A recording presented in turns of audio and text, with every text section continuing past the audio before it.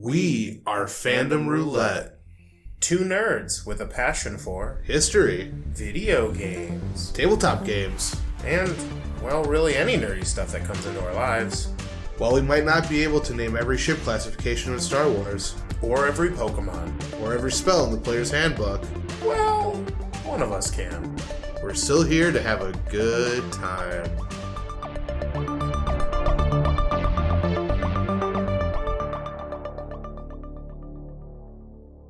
Hey everyone, welcome to Fandom Roulette. This is Joe. And I'm Cody.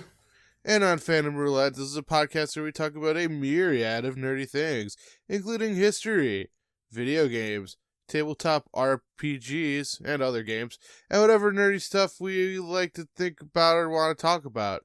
So, Cody, my man, what nerdy stuff have you been up to this week? Nerdy stuff. Well, I got my D&D fix last night, which is Cool. which is super fun. It got super weird. Nice. That's how you know you're getting there. Yeah, we've been playing for a little bit. We're actually coming up on, I think we're actually coming up on a year soon from when it initiated. But we finally got that weird session where someone does something so weird it is literally the only thing we talk about for the rest of the session. Nice. And it was primo. I was looking forward to this because I'm like, I cannot fathom a world in which you're playing D&D and somebody doesn't do something so wild, so fucking wild that it's the only thing anyone can think about for the rest of the session. Yeah. That's always important to get to that point, I think. Yeah, and then lots of like packing for our big move. So not super nerdy, but when it's all said and done, I'll be able to do way more nerdy things. Well, that's good. That's good. Yeah, so what nerdy stuff have you been up to? Oh, there's a couple of things that I got up to this weekend. Hell yeah. The first one is I played the Dresden Fate RPG. Oh, how'd that go? Which it was really interesting. Fate's kind of a fascinating system. Have you ever played a Fate game? You're gonna probably maybe. It's possible. I mean, so like the big thing about Fate systems is during your character creation, like you don't have a lot of hard stats necessarily. I mean, you have stats, but it's not like your D&D like 6-number rollout thing. Right.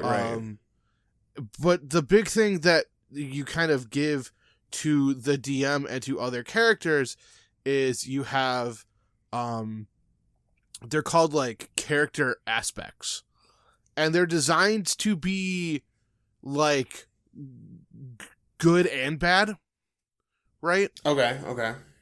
So like, basically, I'll give an example for my character. So my character is a reluctant mentor to another player in the game. And so there was a scary thing that the rest of the party wanted to investigate, but I, for a couple of reasons, did not want to investigate because it was messing with my magical abilities and making me feel weak and stuff. And so, my mentor, or my mentee rather, decided that she was going to go against me and she was going to go and investigate the scary thing. I'm like, well, I'm a reluctant mentor, so I'm not going to let her go by herself. And the dungeon master was like, I will give you a fate point if you try to, like, if you go with them, but, like, complain and act like a coward and don't do anything useful the entire time. Perfect. And so it works like that, or it could go in the other direction, right? Where it's like, I'll give you a point because you're teaching her, something, but like, it's called compelling or compelling another player. So you give them like a kind of a difficult choice. And if you give it to them, like if you accept the conditions of the choice, then you're given a fate point. And fate points can be used in a lot of different ways, but the main mechanic is, let's say you roll basically the equivalent of a critical failure. You can spend a fate point to like re-roll dice or to add another like aspect to your role to like make you succeed. Okay, yeah, this sounds familiar. I have watched people play. I haven't played it myself, but I've watched other people play it, and it's fun from what I remember of it. Yeah, it's interesting. I think the biggest thing is, especially if you're like a group, and we could maybe, I don't know if we could necessarily get a full season out of it necessarily, but I'd love to talk about it a little bit more in depth at some point in the future. But basically, I will say if you are used to coming from like a more numeric based role playing game experience like I am, the idea of it just being like kind of word based was kind of funky, you know? Yeah. But it allowed me to make a rather interesting rounded character. Another nerdy thing I did this weekend, I watched a couple of films, like 3 films, like more films than I've watched in a really long time. Damn. I watched Pacific Rim Uprising. Okay. Thought it was good, entertaining, fun. Yeah. Was not as good as the original, but like, sure, it wasn't directed by Guillermo del Toro. So, I watched Predators. Okay. Which came out like 5 or 6 years ago at this point, I think. Do you know about Predators? It's not the sequel to Predator. It was like, wasn't that their, didn't they try to reboot it or something? Yeah, it was a soft reboot where the premise was switched and the humans are on the Predators planet. Oh, yeah. I saw that too. Yeah, it was pretty dope. Yeah, it's a fun movie. Yeah, it didn't win any Academy Awards, but it was a fun movie. Yeah. And the third one I saw was Crazy Rich Asians, which was delightful. Huh. Okay. Yeah, that was kind of the outlier of the weekend, right? Yeah, it was robots punching monsters, humans punching aliens, and a rom-com is set in Malaysia, so... Okay, yeah. I mean, that is definitely the outlier there. Yeah. It was definitely interesting. Oh, also, update corner. Woo! I'm sure that this is coming as a surprise to no one, but just to pick up from our conversation we were having last week, the director of the Sonic movie said that they were going to go back and make Sonic look good. So, here's the thing. Did you see this? I did see this, and I have 2 thoughts in my head. Yeah, give it to me. So, like, this is either the greatest marketing ploy of all time. Like, think about it. Get the intern to make a shitty trailer. Just awful. Let him pick the music. Let him do whatever he wants. He or she, whatever. And just fucking go buck wild. But, like, they don't know anything about Sonic. But then have the real trailer and the real movie, like, you know... Like, hid in your back pocket? Yeah, just, like, right in your back pocket so that you can just tell people, like, oh, yeah, we're making edits. And now, think about this. Sonic, although negative news, was probably the most talked about thing for the past, like, week. Because of how awful it was. Imagine how, like, if they didn't if that was like a marketing ploy, which kudos to them, like, holy shit, now they've got so much buzz, and now when we see the quote-unquote real trailer, or, you know, I don't know if, I feel like they need to make a new trailer before the movie comes out, or they're boned. Oh, for sure, yeah. Yeah, because if they just go off of that, woof. But if they do that, and, like, this was all just, like, some fucking marketing ploy, like, man, bravo. Kind of an amazing little thing, right? Well, and then also it's, like, part of me just couldn't believe how bad it was, you know? Like, it almost felt intentionally bad. You know, just... Part of me could. Yeah, I guess it really depends. I don't know, because like when I imagine like the box office execs for whatever, you know, X company, I don't even know who's making that Sonic movie. Paramount Pictures. Oh my gosh. We'll fill it in later. Thanks, late me. You're welcome. I'm just imagining like 30 like old white dudes who are just like, I heard the Sonic's pretty cool. We should probably make that since they're making a Pokemon movie. And he's like, yeah, I think he's like a hedgehog who likes rap music and collects rings, and some crazy doctor's always after him. It'd be perfect for 2019. I could see it going either way. They're either geniuses or they're just as predictable as we thought. Yeah. I mean, hey man, we've all seen the Super Mario Brothers movie. Oh, woof. I mean, to be fair, video game movies as a whole, the bar has been set so fucking low.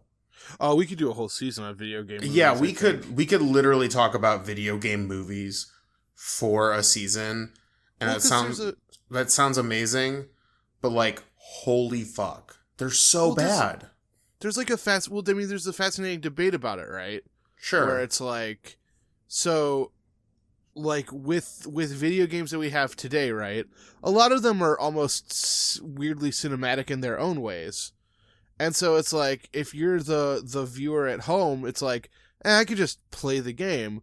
Whereas, like, you know, the instinct of the like 80s and 90s was like, Mario is a plumber who jumps around and goes through pipes because they don't have enough space. It's either I get a World 7 or they added in unnecessary dialogue, right?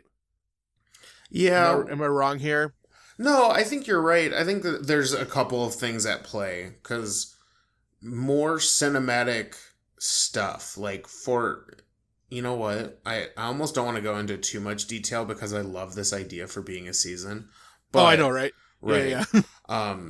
But like, you take something like the World of Warcraft or the Warcraft movie, and it's like they weren't faithful to the story. Like, they did their own cinematic thing and it tanked. But at the same time, it was like, yeah, but like, the movie that you were going to get instead was also like not good because it's gamey and convoluted. Like, they added plot and like development so that there could be a new level, not because it was like a good story. And so, like, and I don't think Warcraft did good here in the States, but it did phenomenal, like, worldwide. Yeah. But, like, I don't think we're ever going to see another one.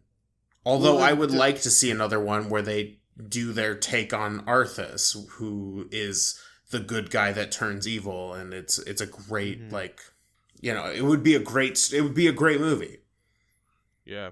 Well, then there's always the joke, too, about, like, especially with something like Warcraft, where it's like, what, is 20 minutes of the movie going to be him, like, killing rats in, like, the woods? Right, and like, that's, yeah, like, some gameplay parts are not good for movies. I don't think all video games should be made into movies. I don't think they have the... Sure. I don't think they have the meat. Because, like, in the case of Super Mario Brothers, they had to completely, like, make stuff off the cuff and just, like, add these schmucks in it. And it was a fairly awful 90s movie. Yep. And, like... And if memory serves, Mario, the actors who played Mario and Luigi said that, like, that was, like, the worst movie, or, like, the worst thing they ever did in their career. Bob Hoskins and John Leguizamo. Yeah, like... And then also Dennis Hopper as King Koopa. Oof, big. Who created a devolution ray to turn people into dinosaurs. Yeah, or depending on... I mean, it's a convoluted nonsense plot, but that's most of the video games, though. As these words are coming out of my mouth, man, we got to do this. Stay tuned on what our next video game section is going to be about. Stay tuned. we might break the script a little bit.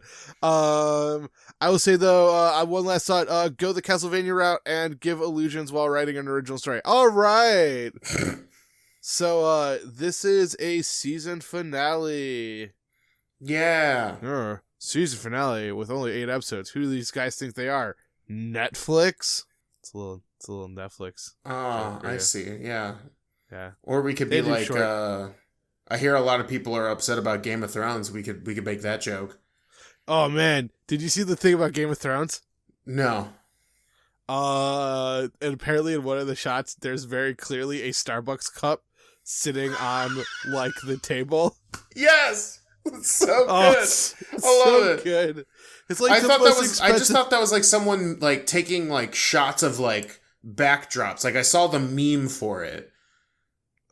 And I was like, oh, that's funny. But then I didn't realize that was like in the actual show. Like, whoa. Yeah, like well, to be fair, HBO did a very funny response to it, and I give them props, which was like, yeah, we all know that having a Starbucks cup is in the shot was wrong. Daenerys only drinks herbal teas, and I was like, pretty good, HBO. You got me. As a nice way of covering it. Yeah, the most expensive show on television, there was a Starbucks cup in one of the shots. Either that or Starbucks got their sponsorship money. There we go. Anyway. Yeah. So my last little thing, or my last history section, taking a dump on it. We're talking about the Battle of the Alamo. I knew it was coming. I just didn't know it was. Yeah, wow. I was saving it for the finale. I don't know why. Yeah, I mean, because America. No, I stopped myself. We're not sponsored by America. Are we? Oh shoot. Yeah, no. I mean, we might live here, but we are not sponsored by such. That's fair. Yeah. Ugh. Don't get me started on America right now. I thought you were going to say, don't get me started on being sponsored with America, and that was like another interesting conversation that I would have. Anyways. Oh, I mean, hey, like, lots of movies? But anyway. The Battle of the Alamo is a small part of a very bizarre conflict in sort of the history between America and Mexico, right? So yes, it was part of something called the Texas Revolution, which was a conflict that lasted from 1835, October of 1835 to April of 1836. It lasted about 6 months. And the Battle of the Alamo is kind of this big, like, linchpin moment in this revolution. So basically, to give you a little bit of context, at one point, the now state of Texas was part of the nation of Mexico. And over time, the people who lived up in this area, who were referred to as... So there were Native Mexicans who lived in this area who were sometimes referred to as Texas Mexican or Tejanos. And then there were a number of colonists from the United States who very slowly and with dubious legality had moved into this area of northern Mexico, or known as Texas. And basically the colonists and the Tejanos were upset about practices of Mexico, of the centralist government of Mexico. So they decided that there was going to be there was going to be an uprising, and basically the Mexican government thought like, oh, America's definitely to blame for this. That's fair. Because, yeah. We'll see this in a moment. But basically, so they thought that these riled up people were trying to declare their own nation because America was kind of getting them all riled up. And then at some point, the Mexican or the Texas area becomes the Republic of Texas. So, it has, it had its own flag, it had its own system of government, yada, yada, yada. And the leader of Mexico, Santa Anna, decided, or rather, I should give his full title because it's awesome. President General Antonio Lopez de Santa Anna. Yes. That's a cool name, right? That's so dope. That's the name that I want. Basically decided that he wanted to get this area of his country back under control. So he sent up troops to basically help to quell this revolution. And so the biggest and the most important part of this is a little conflict called the Alamo, which was a 13-day siege that took place in the Alamo Mission, which was near San Antonio de Bexar, which is modern-day San Antonio, Texas. Basically, a few months prior to this this event, the Tejanos and the American colonists had successfully driven out most of the troops out of this area, and then 100 were sent to be in charge of the Alamo. And over time, we see like little reinforcements coming here or there. Some famous people in this first group were a guy named William Travis, and the other one is James Bowie, who was like a famed frontiersman, and the Bowie knife is named after him. Yeah, I would love to be fucking named after a knife. Yeah, you've seen Bowie knives, right? They're huge, aren't they? They're gigantic. Yeah. So Bowie, as well as some other famous people, started garrisoning this troop.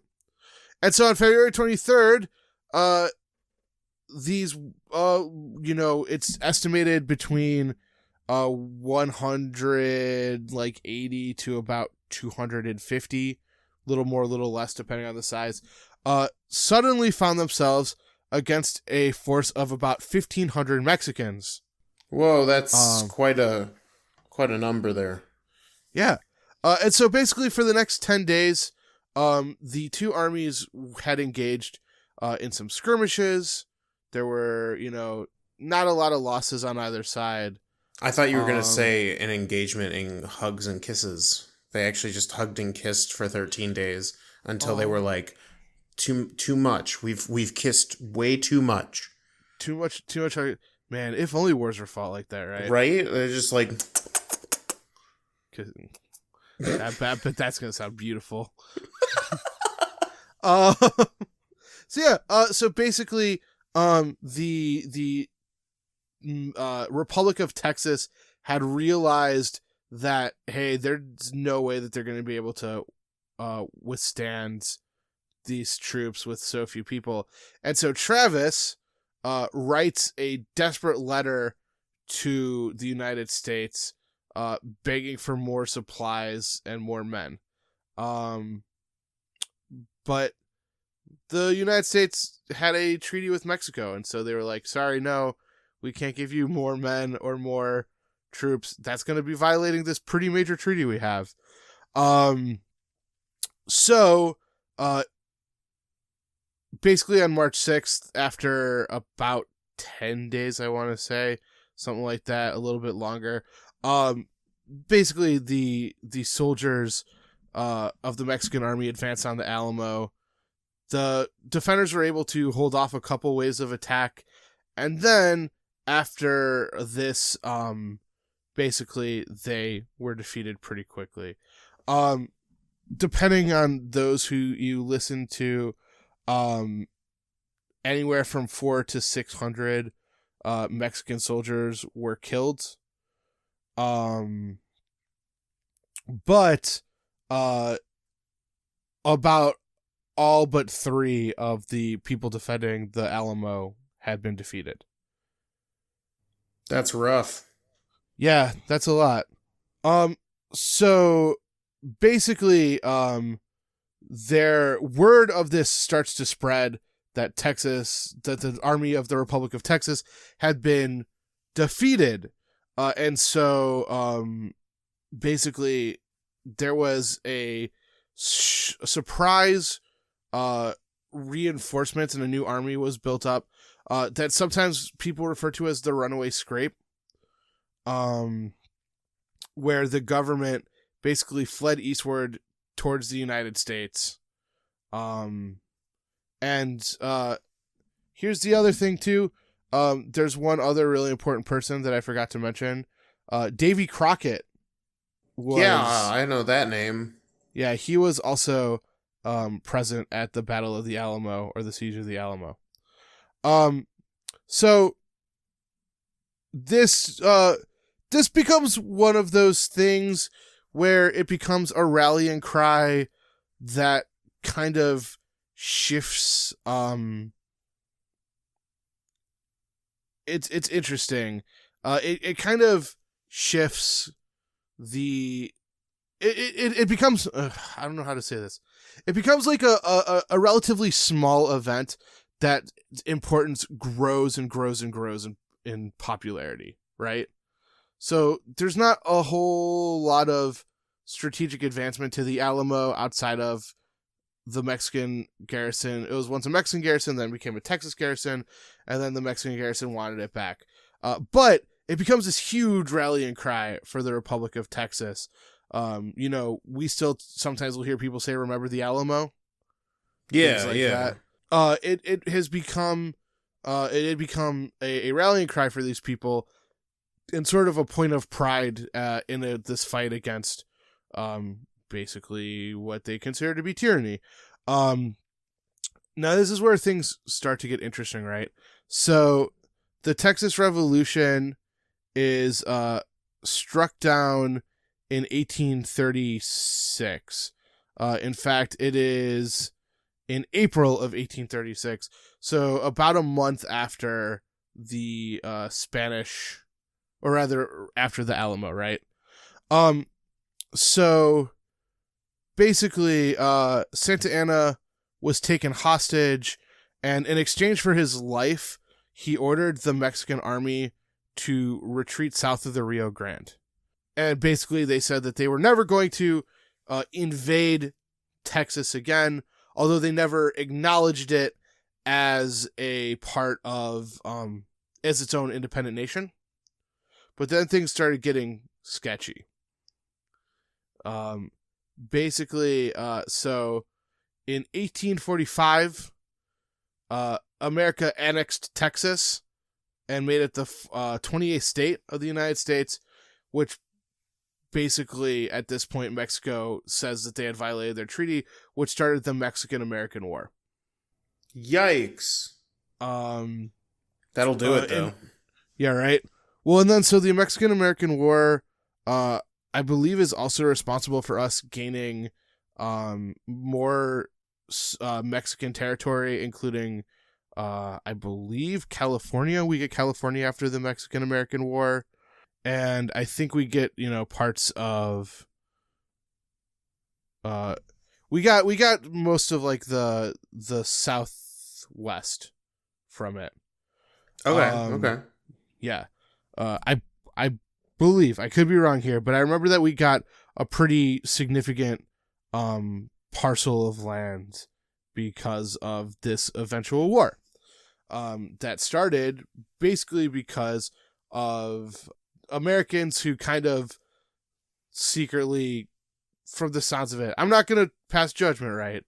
But it sounded like there might have been some things going on that were riling up the people to get this nice fertile land into America. So yeah, kind of interesting, right? Yeah, I also... Not peasant judgment or anything. No judgments here. We're judge-free zone, although... Yeah. I'm looking at you. History, you lying sack of shit. It's true. And then, hey, I want to tell you a fun fact real quick. Yeah. I learned this on another podcast, actually, that I listen to, because I listen to podcasts. So shout out to Podcast The Ride for giving me this fun little tidbit of information. The first Six Flags amusement park started in Texas. Okay. Do you know why it's called Six Flags? No. It's to represent the six flags that that flew over Texas at one point in their history. So, oh damn, that's cool. The Spanish flag, the Mexican flag, the Texan flag, the Confederate flag, the American flag, and I believe the French flag. So there you go. Cool. 6 flags. Yeah. Any questions about the Battle of the Alamo? Was there anything in the basement? No, there's nothing in the basement. God damn it.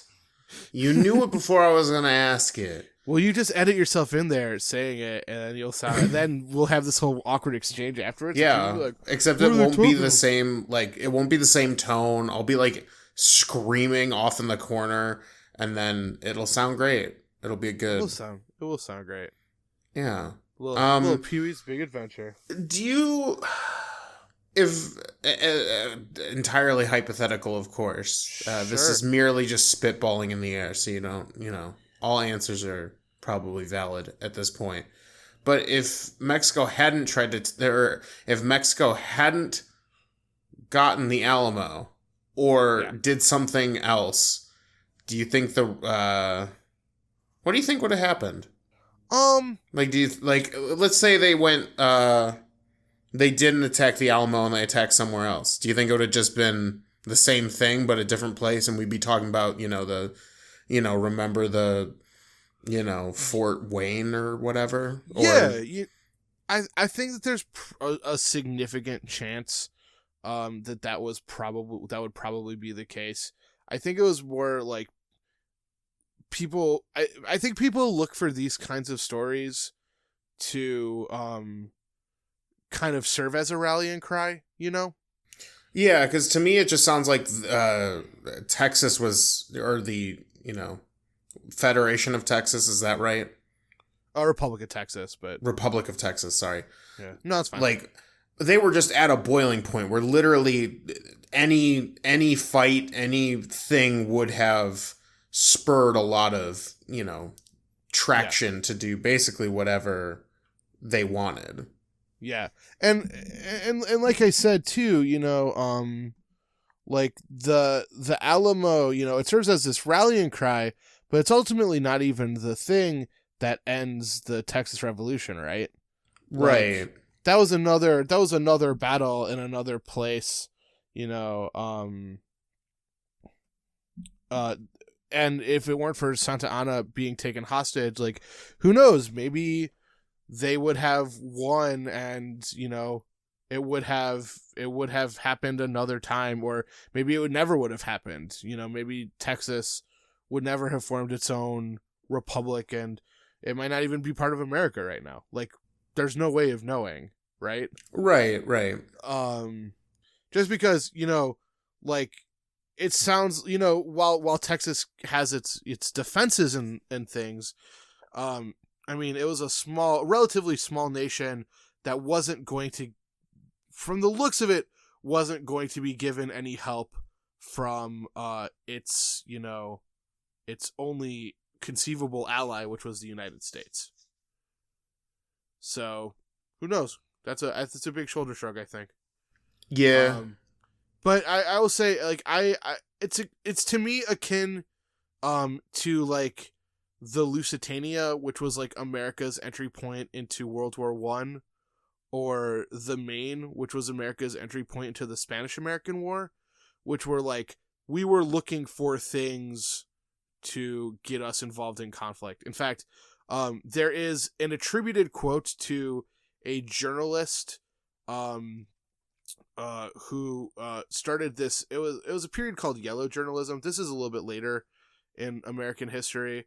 His name was William Randolph Hearst, and basically he wanted America to participate in a war pretty badly, and so he had heard rumors, or rather people were talking about how maybe there was a potential uprising in Cuba. So he sends down a reporter and an artist to start, like, drawing pictures so he can write about the uprising, the upheaval in Cuba, and how it's time for America to jump in. And the reporter sends back a thing, says, hey, we're in Cuba, everything is fine, like there's like no upheaval or anything. And his response was, and this is an attribution, so we don't know if he actually said it or not, you send me the pictures, I'll send you the war. Damn. Yeah. Yellow And journalism at its finest. Right? So that was an instance of, there was an American ship off of the coast of Cuba called the Maine that blew up, and no one's quite sure why. It could have just been, it could have been a mechanical error. It could have been negligence. It could have been sabotage. It could have been anything. We're not sure. But basically the newspapers at the time ran away with it to make it look like there was only one solution, which was sabotage. And a war happens, pretty shortly after that. So it was, people look for these kinds of things, something to remember, to defend, to strike back, if you will. So yeah. So on that really fun note, it sounds like it's probably time to go into the middle section. Hey guys, welcome to the middle section, the section where we tell you about all of our various places and social medias and such. Yeah. Hey Cody, if I want to tweet at you guys about how much I loved your hilarious Pee-wee's Big Adventure joke, where would I tweet that to you? You could tweet us at fandomr_podcast. That is our Twitter handle. Yes, and if I want to write you a lengthier thing about my theories about the Battle of the Alamo, where can I do that? You could do that by sending an email to fanroulettepodcast@gmail.com. Whoa, that sounds great. Yeah. I don't want you guys having my emails addresses. That's fair. What if you sell them to Russia? We could do that if we knew how. Yeah, I don't know how. However, we have an alternative solution. If that makes you uncomfortable, because we get it, we're just voices on the radio. Yep. You can go to our website at www.fandomroulette.com, and all the way at the bottom, past our bios, past the episode list, and right before the social media links, there's a little area where you can type your internet handle, Mario's Goomba Stompin' 420, blaze it. Yeah. You can send that over, your internet handle, the subject that you want to talk about, and then your thoughts on the things that we talk about, the things you want us to talk about, etc., etc. Yeah. You can do that on our website. Please send us questions, ideas, things like that. We're always looking for, I know we've moved over to more of a thematic thing, but if we get an email that really catches our interest, I'm fully comfortable putting my season theme on the back burner. Yeah. For an interesting question or a query. So yeah, for sure. Yeah, we always love answering questions. We haven't done it recently, but we did it a lot for Dungeons and Dragons, and our thoughts about the game and about all the nuances. But hey, we're looking to go further beyond that. We can talk about video games, we can talk about history, or just other tabletop experiences as well. For sure. Yeah. Now, if I wanted to show my friend this hilarious podcast, where are some places I could do that? Well, we're on SoundCloud. We're also on iTunes. We're also on Google Play. And we're also on Spotify. Very nice. Yeah. And any other social medias that we should be aware of? Yeah, we're on Facebook. We're on Instagram. We're on Tumblr. All Fandom Roulette. All the same logo with the glasses and the sonic screwdriver and the Vorpal sword. All those things. That's where you can find us. Yeah, and as always, please remember to rate, review, and subscribe. I'll say this again at the end of the episode, but it's always good to have this call to arms, Right. We love doing this, and if we can start building a little bit of a fan base, that would be fantastic. So, yeah. All right. Anything else for the middle section? Nope, we got it good. All right. Sounds great.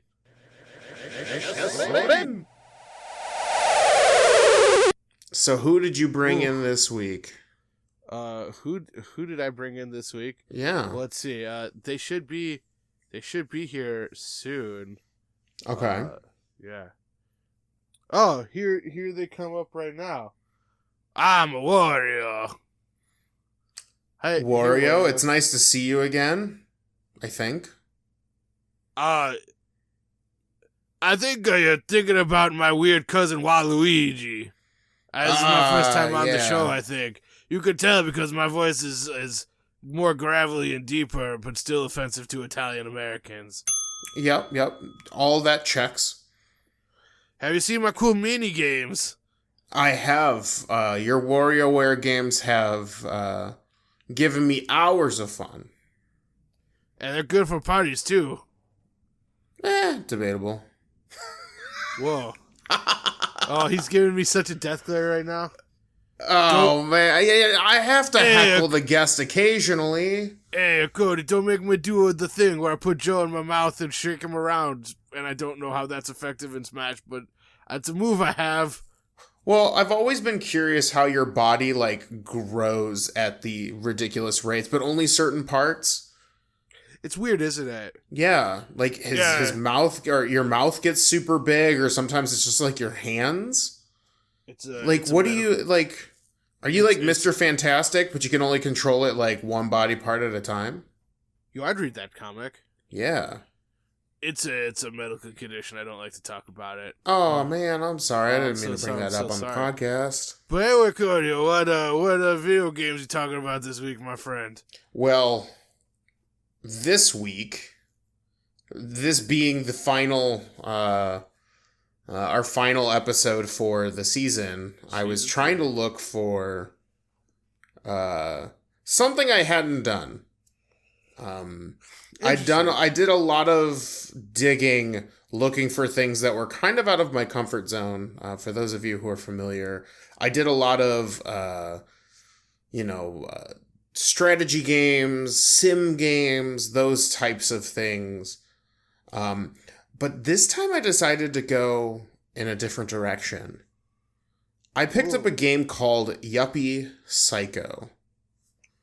Ooh. And content warning, before I move forward, this game has some pretty nasty flashing lights, so those of you who are photosensitive, this game is probably not going to be super great. I wouldn't recommend it at that point.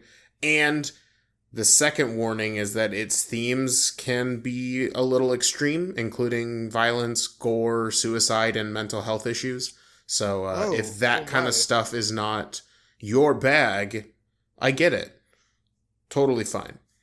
So this game was developed by Baroque Decay, which is a company I had never heard of until I found this game. And the game came out April 25th, 2019. I believe it's only on the computer, as far as I know. And the kind of the tagline or the general concept is that it is this pixel art horror game set in a kind of a dystopian 90s aesthetic society.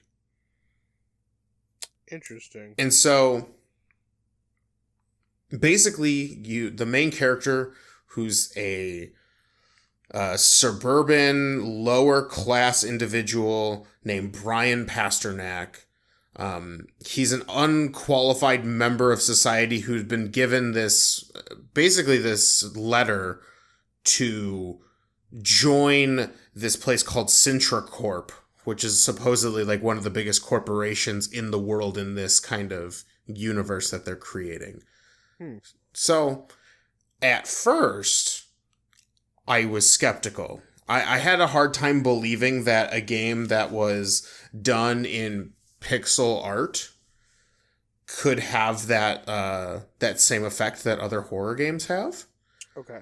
And I wouldn't call myself a horror junkie by any stretch. Quite the opposite. I'm usually pretty skittish on jump scares and things like that. But I do enjoy horror games. It's one of those weird I love it and I hate it at the same time. Mm-hmm. I've played most of the Resident Evil series, including the more action ones, and then also the older, scarier tank control games. I also played Dead Space.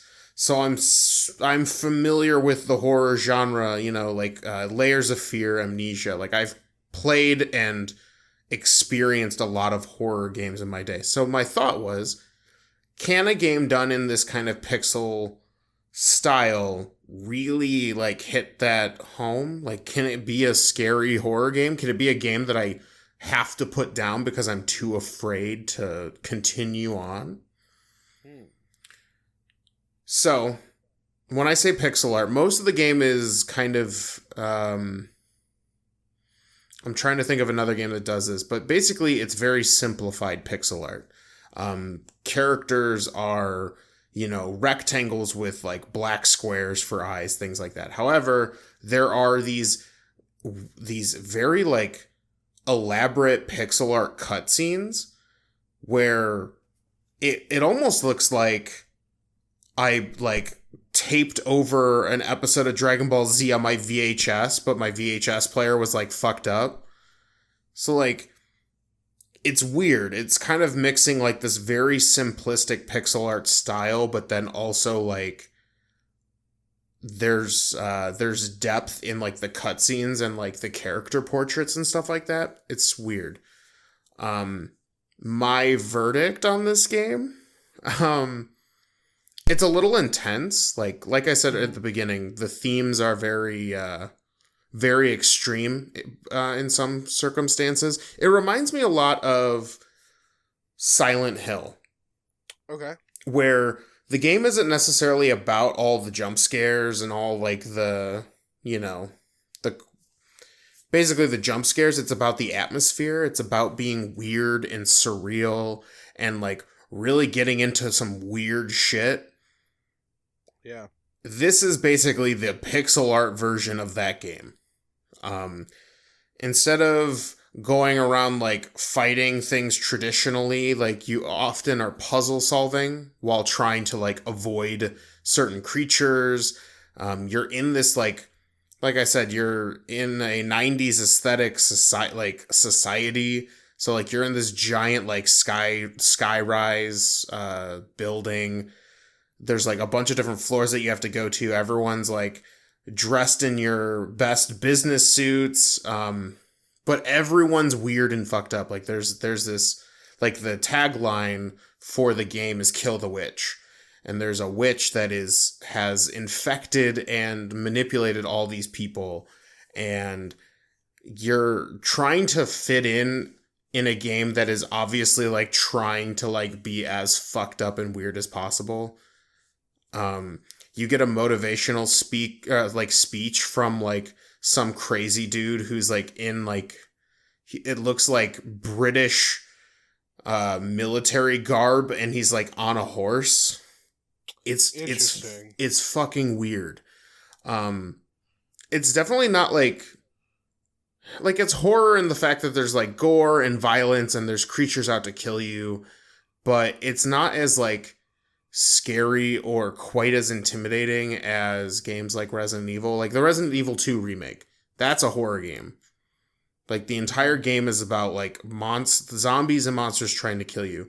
This one's kind of somewhere in the middle of being like a suspenseful thriller and a horror movie, like yeah, it's weird and surreal, and there's lots of like gore and violence and stuff, but it's not quite like I was trying to help out one of the coworkers because I was assigned a task to make friends with someone on the 4th floor.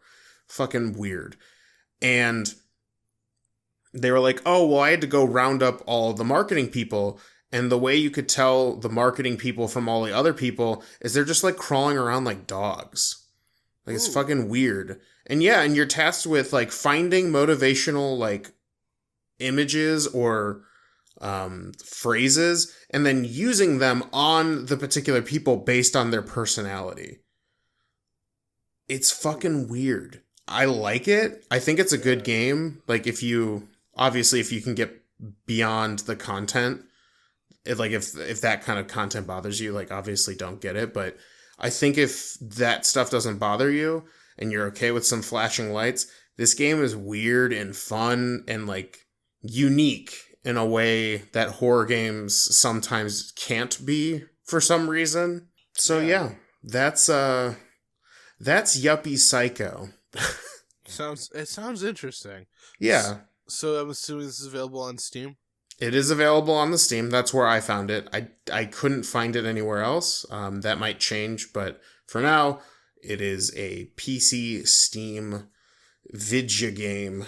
All right, so I have a question for you, Cody, in like Of the course. sort of meta sense. Yeah. Do you think this is a golden age of indie games that we're in right now? Oh, absolutely. I think if you're looking for a game that doesn't cost $60, but you're looking for some fun, I think we are the golden age for sure. Like we have, there's classics out there like Fez and Braid, and then you have just like the what I like about indie games and why I think we're in a golden age is like nothing. Like there's no stopping some developer from being like, you know what, I want to make a game that plays like XCOM, but it's set in that pulpy adventure of like Indiana Jones, right? Mm-hmm. Or I want to do a farming simulator, but instead of being about farming, I want it to be about creating like machinations and tools. Like I want to be a builder, not a farmer. Yeah. And there's so many of these games that like shit. I'm thinking of Crypt of the Necrodancer, where it's a dungeon delver, but it's based on like the music that you're listening to. And if you want to play interesting stories, like To the Moon is a good example of a game where like I never thought I'd pick that up, but I love that story, and that was built in one of the RPG Maker like engines.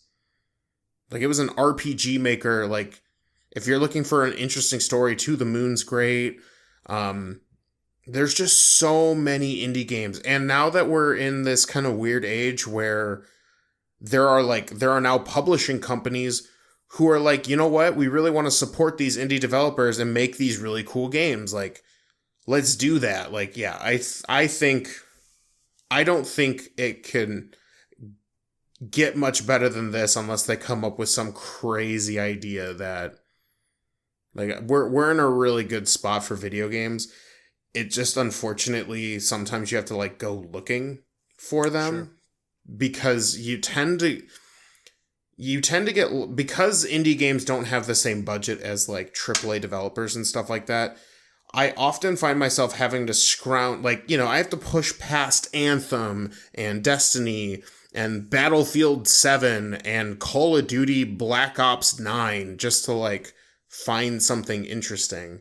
And if you're like me and you're getting a little tired of these AAA games that, overpromise and underdeliver the whole time, microtransactions up the butt, it's nice to know that, like, for instance, this game, it was less than, I'm pretty sure I paid $15 for it. It was on sale. It's $20. And it's weird, it's unique, and like I can't wait to play more of it when I have the time. Yeah. Whereas I almost picked up Anthem for $60. I played it for 4 hours during the EA early access, and I was like, no, this is shit. Like, I hate this. And then they were going to throw in DLC and microtransactions when the game ran like dog shit.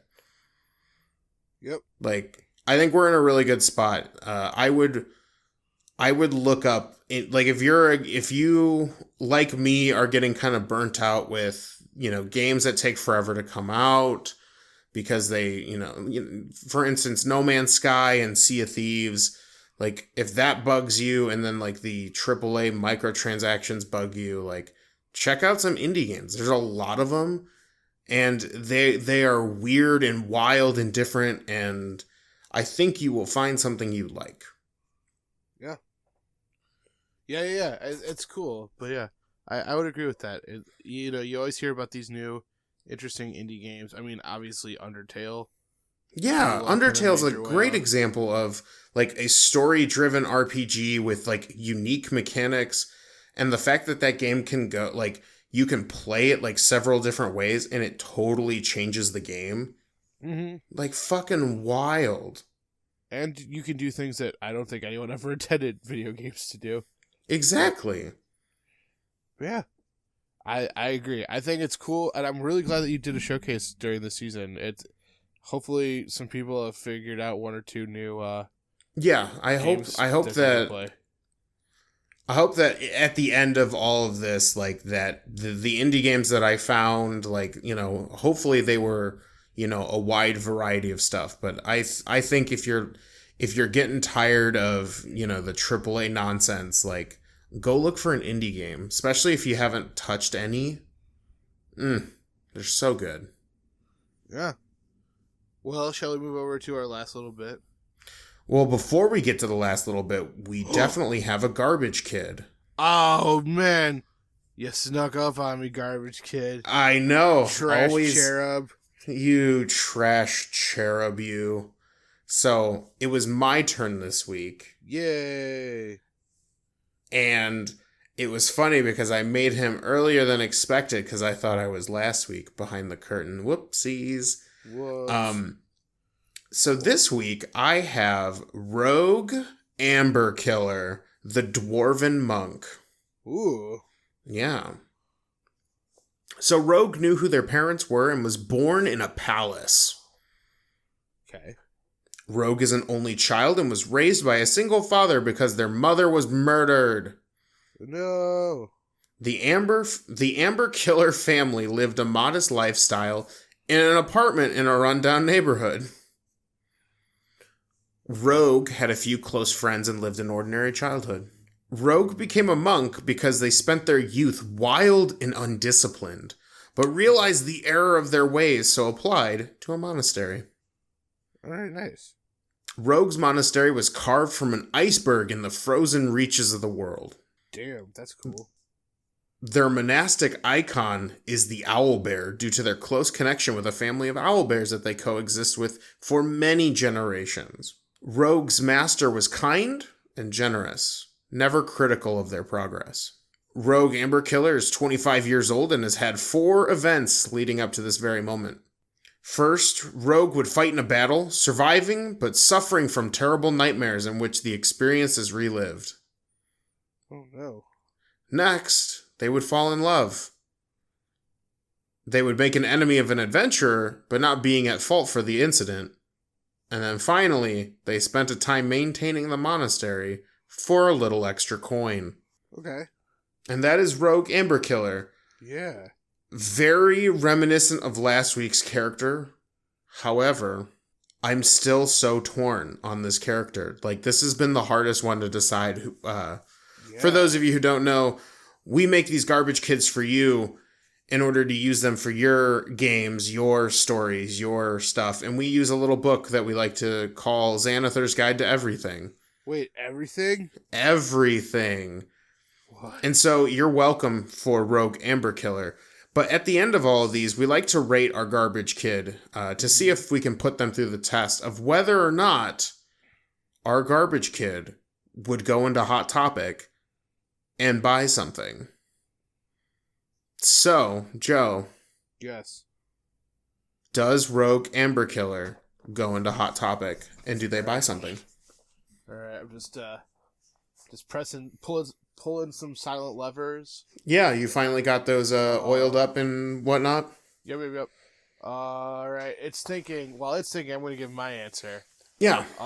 So, this is tough.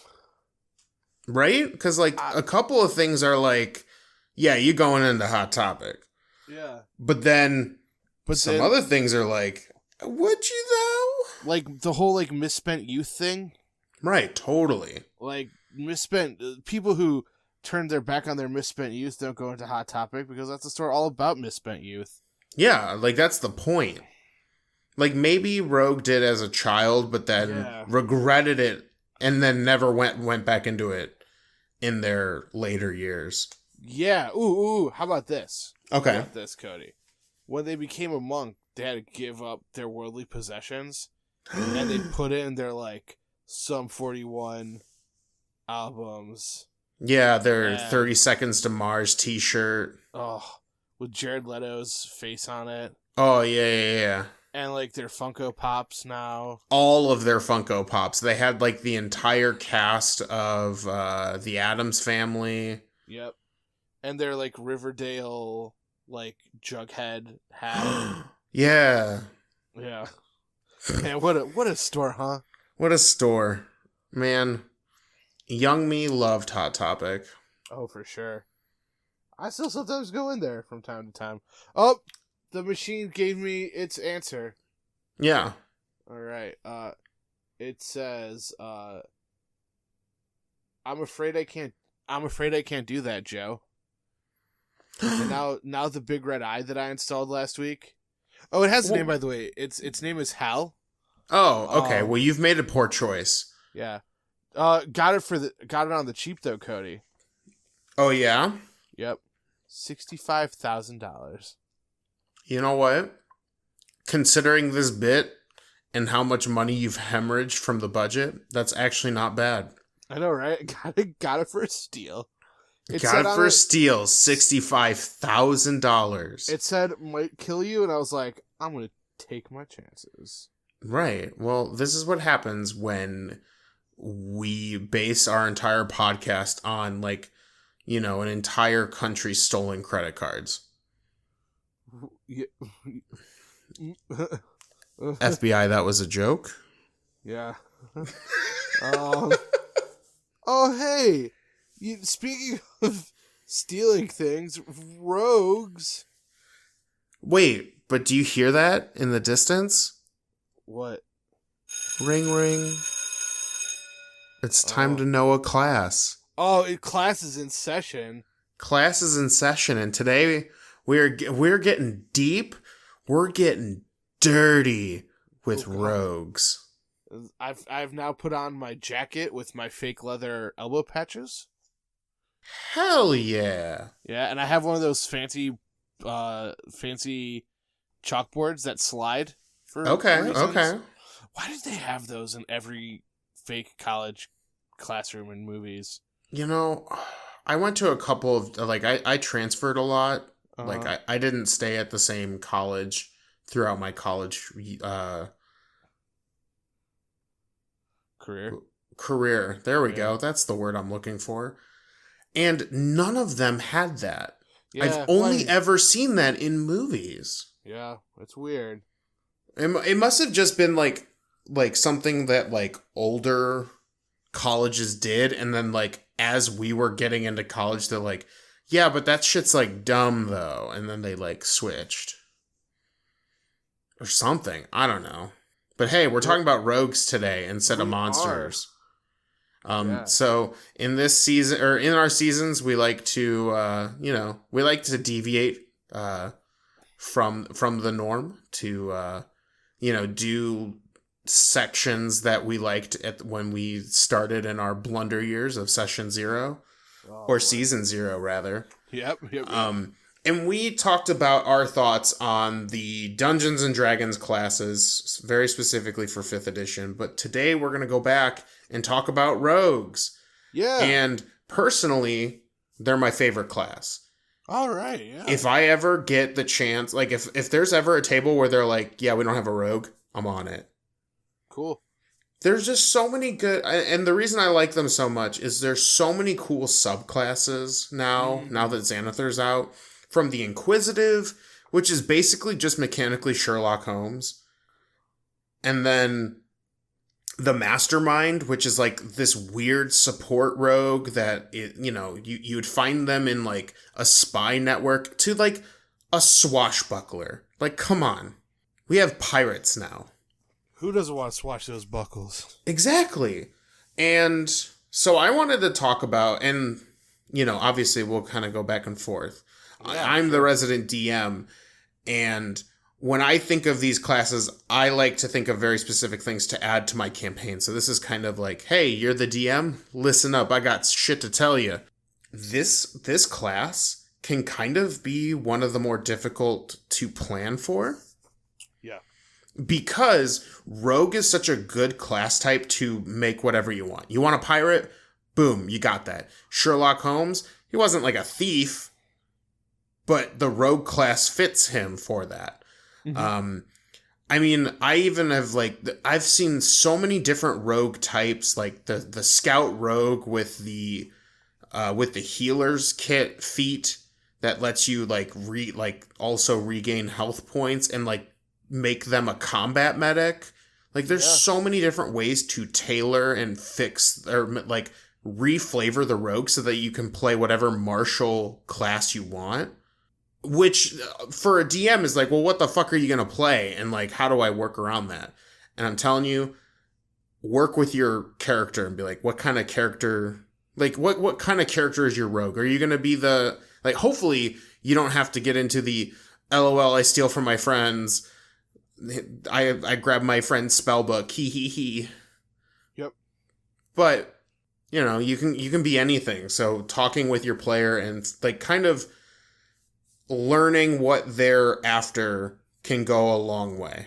I also think that in this case, creating a thriving underworld, rogues don't live for the most part in isolation. Like there isn't just a rogue. There's usually groups of rogues or groups of cunning people who do stuff.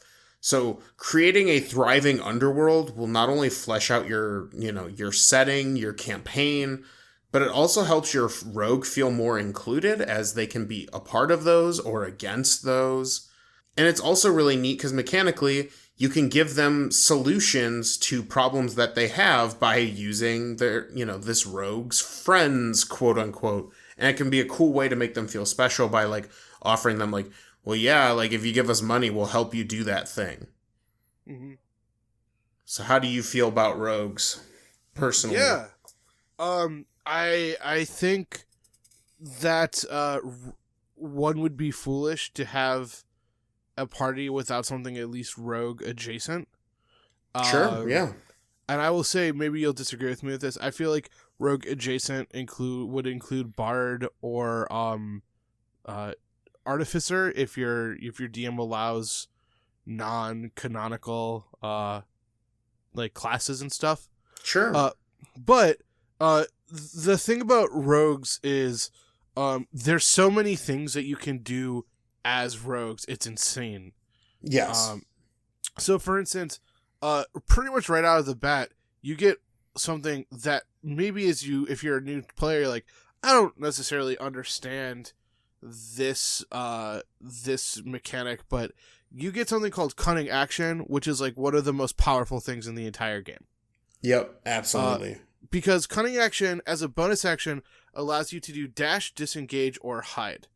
And so if you look at it, you're like, well, that's not necessarily combat related, but as a rogue, you can basically double your speed in one move. And if you're in a big old room, that might impact things a lot. Or you can run, and attack. Yep. Or you can, if you're in a tight spot, if you're surrounded by 3 guys, because, rogues don't tend to be the most powerful of chaps. Not only can you run away, you can disengage and not take any opportunity attacks.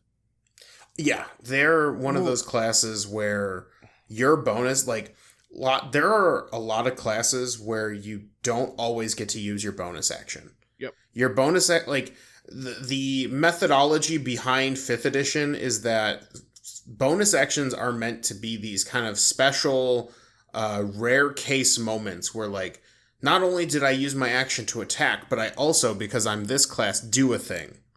Rogues are in such a awesome, unique niche in that way where literally I find it super hard not to use my bonus action for a rogue because they have all these options. And if you play the thief subclass, you get even more options. Yeah, it's nuts. It's super handy at low levels.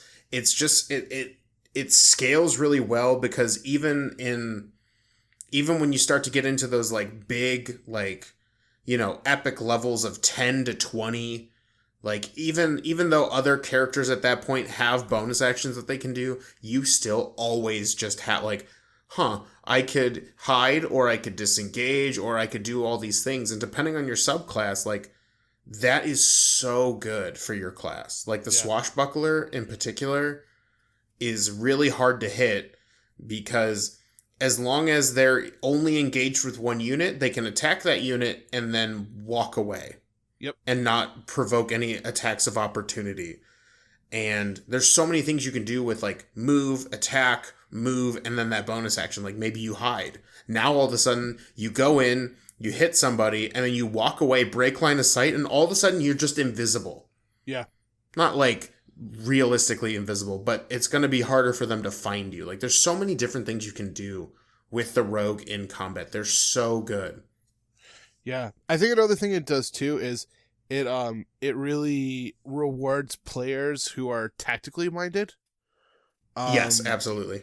Because of these bonus actions you get, you can really take command of a combat situation. Like I said, you can cover a majority of a room pretty quick. And then, you know, as you were saying in Xanathar's, they have, you know, new things, you know, new subclasses that allow you to, you know, identify, you know, villain weaknesses. Right, or the ability to give somebody the help action, which basically lets them roll 2 dice and take the better result from 30 feet away instead of being directly next to them. Yeah. Oh. And then one last, or I guess there's a lot of things. Two other things, maybe more, but for sure 2 at the moment. One, depending on, you know, this might sound like a negative thing depending on who you are as a player, but a lot of times rogues act as something called skill monkeys, which is they learn a lot of skills and they learn them well. So, for instance, I think in our last campaign, our rogue by 10th level was, I think there were only 3 things he wasn't proficient in. Something like that. Not only that, but by that point, your proficiency bonus is so high that basically at that point, the rogue should be the most viable person for skill checks. Yeah, for sure. Also, yes. Can you name me off the top of your head the 2 best magic items for rogues? Magic items for rogues. Yes. Cloak of Shadows? Well, you're on the right track. Probably a naming convention from a previous edition. The Boots and Cloak of Elvenkind. Oh, okay. Yeah. The Boots of Elvenkind give you advantage on all stealth checks that are based on sound. Yep. And then the Cloak gives you, I believe, the DC to figure out where you or who you are is increased. Like they're the perfect like sneaky, I don't want to be seen rogue magic items. Yeah, you could literally become the knight. Yeah, absolutely. And then one last thing that I think is important to point out as well. Rogues do get sneak attack. Which can turn even a moderately damaging weapon into something that could be quite devastating. Yes. So sneak attack's kind of a funky rule. Basically, if you have a and this is something I think that they've made a little bit easier for 5th edition. If you have an advantage on the attack roll, and you have a finesse weapon, or if you have another, or if the enemy has another player character within 5 feet of it, you get to add extra damage, and this scales up as you get higher level. Yeah, sneak attack is so good. But yeah, I mean, it's one of those things where, you know, early on you look at it, you're like, it looks cool, but I don't know how I'm going to use this. But, like, I know in our last campaign, sneak attack saved us quite a few times in pretty sticky situations. Not only does it it save people in a lot of situations, but it's also really easy. Like with a potentially tactical group, it's really easy to constantly gain that sneak attack damage. Sure. Like as long as you have for the rogue, if they're a melee rogue, as long as there's another melee person in range, you're fine. You know, like it becomes very easy to get it once you kind of get the hang of the class, and it's such a damage increase. In 3.5, you had to like be flanking them, and there are all kinds of weird rules for like what is and isn't flanking. Right, right. 5e simplified it in a nice way. Yeah, I agree. The last thing that I want to bring up, sure, and it kind of goes both ways. Thieves can't. Yeah. So rogues get a special secret language that only other rogues or other people who or other people in a particular background get. It's basically the language of thieves, and by book standards, it's left pretty vague on purpose. With like basically they say it's a mix of dialect, jargon, and code. So the question I ask you, and the question I ask other DMs, is it a written language? Is it a language entirely made of silent hand signs? Mm-hmm. Because it's your game, what does Thieves Can't look like? And that can be a very interesting, like, thing, right? Like, what if Thieves Can't isn't a language that you can, like, what if it's all hand signs? Yeah. Or, you know, I think the idea is that, like, you have things like, you know, the eagle has left the nest and shit like that, like jargon that, like, doesn't make sense because there aren't eagles around here, but that means something. But I implore you to look at that, would-be DMs, and kind of think about, like, what does Thieves Can't look like, and how do other people interact with it? Yeah. Yeah, I liked to interpret it as so we kind of played fast and loose with them last game that we played. Yes. And I liked it as a combination of like hand signals and drawings because to go into history real quick, like, have you ever heard of like the hobo code? Yeah, vaguely. I don't know the specifics, but I know what you're talking about, kind of. Yeah, like there were little symbols that looked fairly innocuous that like people would leave on like signs or like on like a person's like fence or something like that would like give heads up to other people who are part of this community. So, and then I just liked the concept of the hand signals just because it allowed for, you know, deeper planning or some kind of fun, interesting character scenes that, you know, the two characters who spoke Thieves Can't were able to do. So, yeah, and it's also just an interesting way to get your rogues involved. I know sometimes it's super easy for caster classes to make them interesting and, like, you know, the spells and things like that. But I think every class has something unique and interesting that you can start to include, and it's not super hard to do. You just have to, like, actively think about it. And I think Thieves Can't, and, like, you know, guilds and contacts and things like that, that's a great way to keep your rogue and your party entertained. Mm-hmm. Yeah. So yeah, if you have a chance to play a rogue, I would definitely recommend it. I have played Swashbuckler Rogue. Yeah. It's super fun. But then again, I like the swashbucklers and those kinds.